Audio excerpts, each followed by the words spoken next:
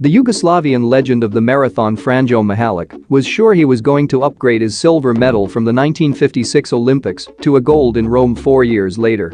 Little did he know that the 28-year-old barefooted Ethiopian would disturb the flow of the Olympic marathon.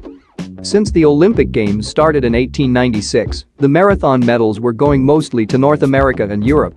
By 1956, 39 of the 45 possible medals were all won by the USA and European nations.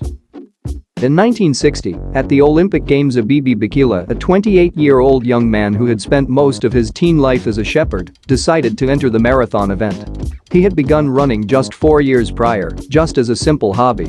Therefore, when he showed up at the starting line, maybe even he was not so optimistic about his chances.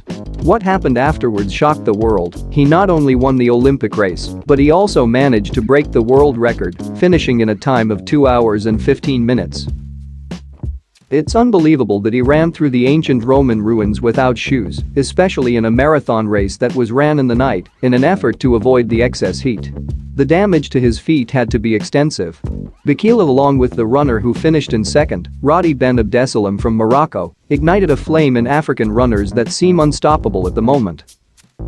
His legacy and reach went further after he became the first to win a back-to-back Olympic marathon title and set a new world record of 2 hours and 12 minutes. This time in shoes and not in as bad surface as he ran on in Rome. He would have wanted to win a third consecutive marathon at Mexico in 1968, but there his career had a most unfortunate ending. He broke one of his leg and had to be pulled from the race. It took a few years afterwards for Africans to start taking control of the event, not only at the Olympics, but at every major marathon, like the Boston Marathon, New York Marathon, and so on.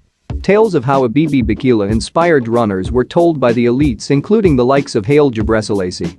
He not only inspired the future of African distance running, but all inspiring runners. The call of the marathon was once thought of as a call only for the best and most brave of athletes, but he, along with Emil Zatopek, changed the approach to the marathon. This is partly why we see millions of runners around the world participating in marathons worldwide, despite not being the most gifted of athletes or hobby runners. Abebe Bikila, who finally cemented his legacy at the Tokyo Olympics in 1964 with a back-to-back Olympic win, still inspire many looking forward to competing in Tokyo 56 years later.